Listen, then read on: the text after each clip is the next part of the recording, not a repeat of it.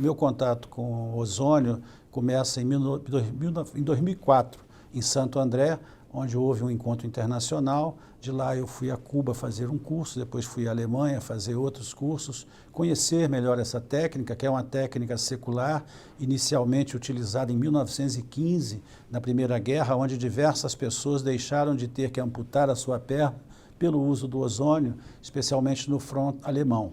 E que ela tem uma série de aplicações, de possibilidades terapêuticas, seja como elemento coadjuvante, seja como protagonista de um tratamento, atuando, portanto, em alguns eixos dos problemas que a maioria das pessoas tem, especialmente ao longo do seu envelhecimento. E ao descobrir essa técnica, a gente fica encantado, porque os resultados são realmente excepcionais. Você tem problemas, por exemplo, de feridas que são curados de uma maneira muito mais tranquila do que algumas intervenções mais drásticas e que podem evitar, como eu disse, uma amputação. A dor lombar, especialmente a dor provocada pela hérnia de disco, ou pela dor lombar crônica, que acomete mais da metade da população em todo o mundo e no Brasil não é diferente, você também tem um processo anti-inflamatório e um processo analgésico quando você utiliza a ozonioterapia. As doenças isquêmicas e vasculares, as doenças provocadas por lesões nas articulações, você tem um campo grande no metabolismo, ajudando a corrigir o diabetes, ajudando a melhorar o metabolismo dos lipídios. Na verdade, o ozônio é quando aplicado numa pessoa, ele vai estimular o sistema antioxidante interno do organismo, promovendo então com isso uma varredura de radicais livres,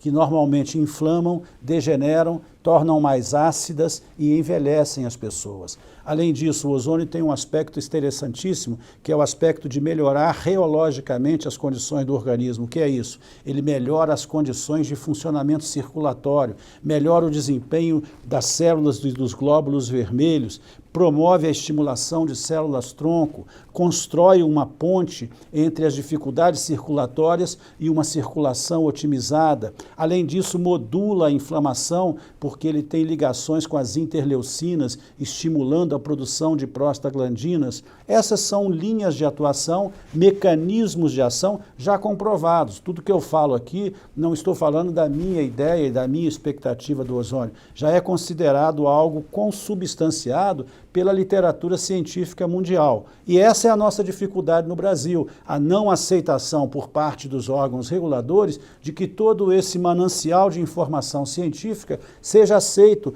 para corroborar a implantação e a regulamentação do ozônio em nosso país, uma vez que, quando você tem tudo isso lá de fora, facilita o trabalho. É muito difícil para uma instituição como a nossa, ou para qualquer outra instituição, desenvolver trabalhos, ensaios duplos cegos, placebos controlados, randomizados. Isso só se faz se você tiver muito dinheiro. Isso só dá para fazer pela poderosíssima indústria farmacêutica, que é, a meu ver, aonde nós temos a pedra fundamental do obstáculo para que a ozonioterapia seja regulamentada.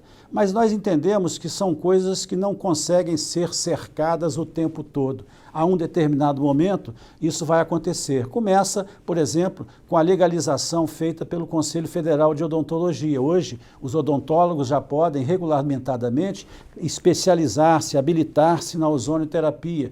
E aí você dispensa o uso de antibióticos, você torna o tratamento odontológico de canais e de outras situações nas gengivas, periodontais, de muito mais fácil execução. E nos leva até a dar uma força na busca pela regulamentação junto à medicina, porque a gente argumenta de que a boca não consegue ficar fora do corpo humano, não é mesmo? Quando você aplica ali no canal, você está aplicando também sistemicamente aquele produto. E não estamos incorrendo em nenhum dano aos pacientes, não estamos trazendo nenhum tipo de agressividade, lesividade ou efeitos colaterais. Então essa é a história do ozônio. É uma molécula muito interessante que desenvolveu-se a partir dessa experiência inicial há mais de um século, que já é utilizada em 23 estados da Federação Norte-Americana, portanto até os Estados Unidos, que são a meca do grande capital internacional no que diz respeito à indústria farmacêutica, já em diversos estados que têm independência na sua atuação por ser uma federação verdadeira, eles já utilizam.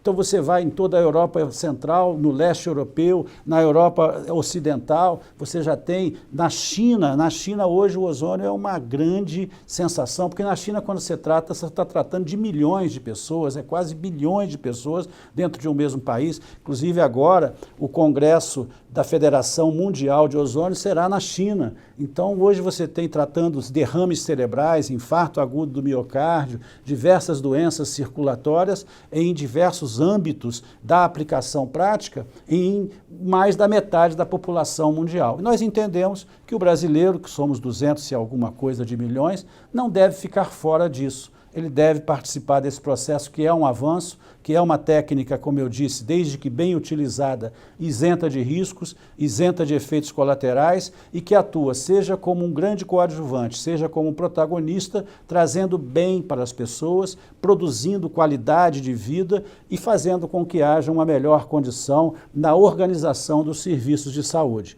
Por isso, nós entendemos que também a abertura para o SUS abre uma porta para a gente trazer as universidades, para a gente criar campos experimentais de centros de ozonioterapia, para que a gente possa, então, evitar o que seria um grande risco e que seria muito ruim, que é, pela falta de uma regulamentação, milhares de pessoas passarem a usar a técnica sem uma obediência a uma orientação médica adequada e a uma equipe interdisciplinar que deve estar sempre atuando em sinergismo para que toda ação de tratamento seja bem executada e seja plena de êxito.